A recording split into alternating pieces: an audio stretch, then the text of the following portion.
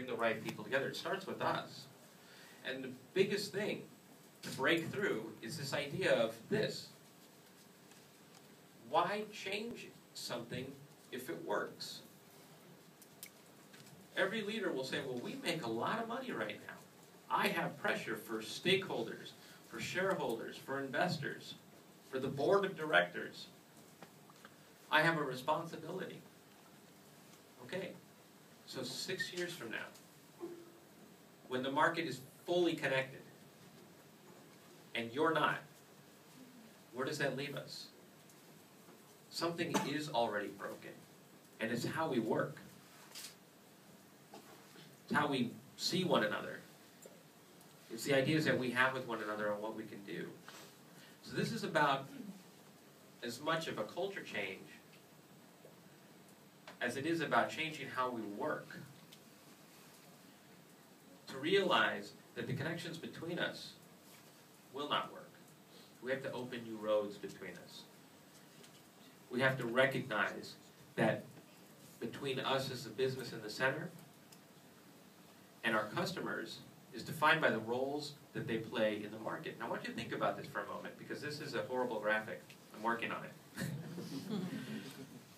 Sometimes they generate ideas.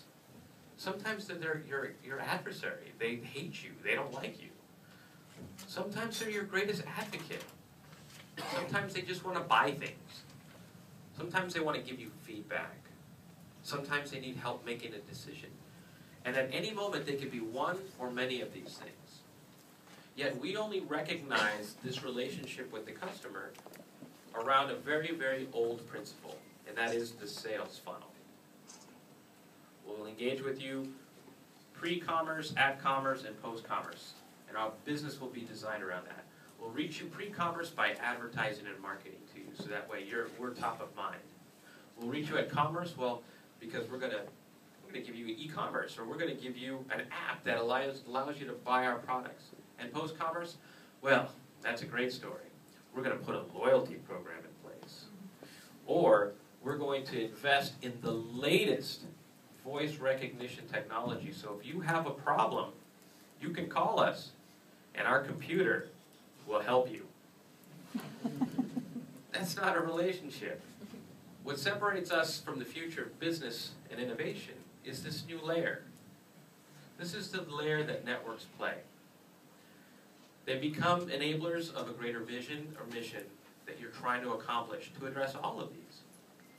The networks become the function. Our job is to demonstrate the form. We have to define what success looks like now, where we want to be, not by what other people are doing.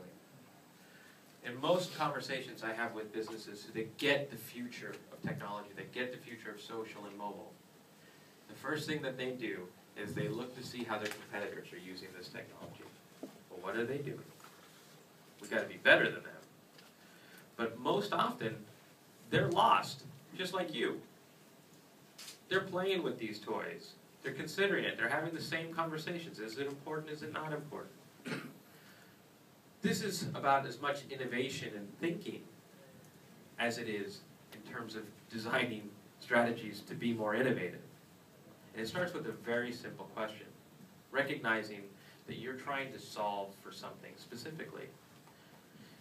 I don't know about in Paris, but in the United States, executives who are leaders always ask this question: what are you trying to solve for?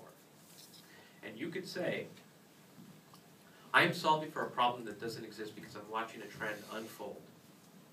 Our customers are changing how they make decisions. I've studied how they make decisions, and we are not showing up in these new touch points. I'm trying to solve for that problem, and here's how I'm going to solve it. Sounds good. Sounds compelling. Made the case. When Virgin America launched in the United States, they did something that was very interesting, I thought. We might not all agree with Virgin brands, but this particular business is very good. They asked a question: why would anybody want to fly our airline when nobody likes flying in America right now? So they did research. And it's interesting that they found the same thing that I found when I was doing my research, that there are different types of customers.